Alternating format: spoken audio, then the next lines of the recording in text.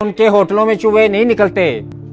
वो सुअर का गोश्त सुअर बना के खिलाते हैं, वो बकरे का गोश्त कुत्ता बना के नहीं खिलाते। मेरी बात सुनो, सिगरेट नहीं पिलाते तो चाय पिला दो यार, कितनी ठंड लग रही है। जिन मुआशरे में रहने की हम ख्वाहिश करते हैं वहाँ पे वही होता है जो वो कहते हैं।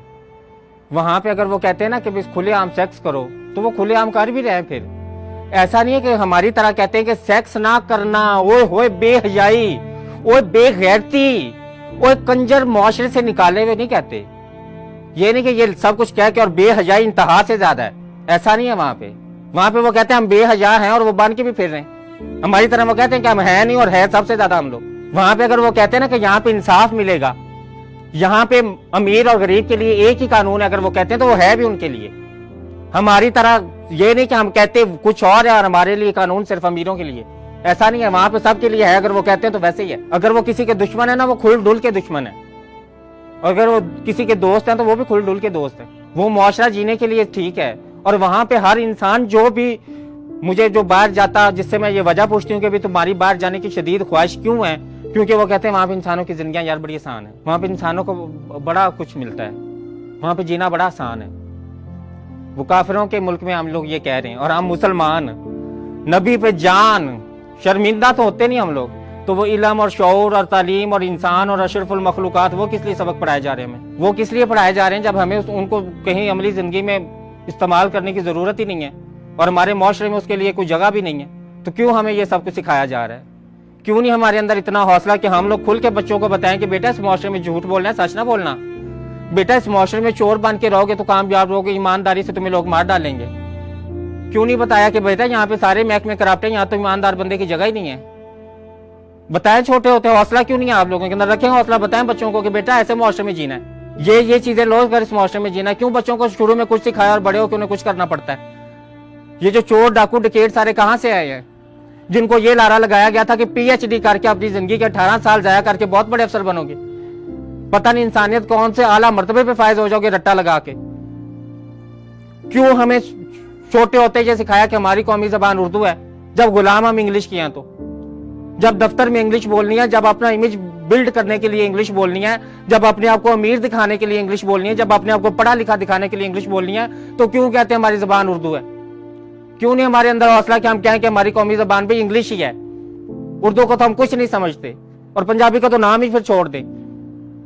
वो पंजाबी जिसको हम लोक जबान और जिसको हम बहुत कदीमी जबान और जिसमें अल्फाज के जखीरे वाली जुबान, उसको क्यों हम बता रहे लोगों को जब हम उसको समझते जहालत है? तो शुरू से बच्चे को बताए, घर में उसको पंजाबी बुलवा रहे होते हैं, मेहमान आ जाए तो उसको कहते हैं इंग्लिश बोलो ताकि पता चले तुम अच्छे स्कूल में पढ़ते हो। उर्दू बोलने से क्या हो जाएगा? हमारे यहाँ तो हर जगह पे जिंदगियां तंग की हुई हैं, दायरे बहुत बहुत तंग किए हुए इंसानों के, इतने ज्यादा तंग दायरे किए हुए कि उनके लिए एक स्टैंडर्ड बनाया हुआ है। हमने स्टैंडर्ड बनाया कि जिसको जो 50,000 नहीं कमाता वो इंसान क्या फिर इंसान है? वो तो एक घटिया इंसान है, उसका तो मुआशरे में जीने का कोई हक ही नहीं है।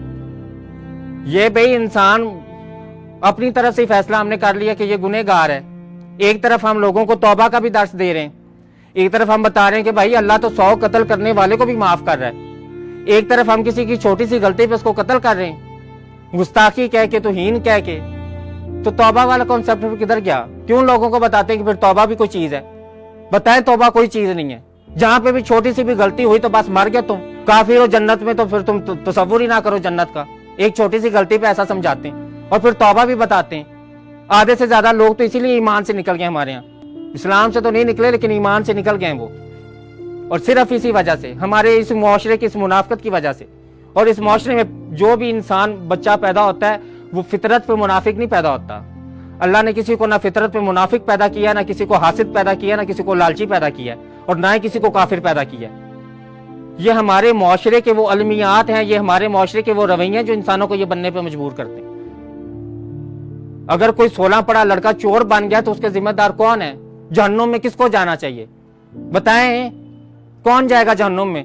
जिसने 16 जमातें पढ़ के चोरी किया वो जाएगा जहन्नुम में, या साहिब इख्तिदार जहन्नुम में जाएगा जिसने उसे मजबूर किया है? हम देते यहाँ पे मिसालें रियासत मदीना की, और हमारे अमाल क्या है? मुनाफिकों से भी बुरे हैं यार, काफिरों से भी हमारे अमाल बुरे हैं। कुफर के मुल्कों में जाके देखें उनके अपने लोगों के लिए कैसे जिंदगी आसान बनाई हुई, वो काफिर है हालांकि, वो दरस जो हमारे नबी हमें दे के गए थे सल्लल्लाहु अलैहि वसल्लम कि लोगों की जिंदगियों को आसान बनाना, कूड़ा भी फेंके तो माफ करना। चाचे का कलेजा चबा गई थी, उसको भी माफ कर दिया था। तो अगर ये वाकया सुनाए थे तो फिर इतना तशद्दुद पसंदी हमारे अंदर क्यों है? कौन सी चीज है जो हमें ये सब कुछ बनाती है? कौन सी चीज है जो हमें कंपेयर करती है कि फलां तुमसे ज्यादा अच्छा कमाता है, फलां तुमसे ज्यादा कामयाब है, तुम तो कुछ हो ही नहीं, तुमने तो ये किया ही नहीं, देखो फलां का बेटा कहां पहुंच गया, तुम तो पहुंचे ही नहीं। कहां पहुंचना था उसने?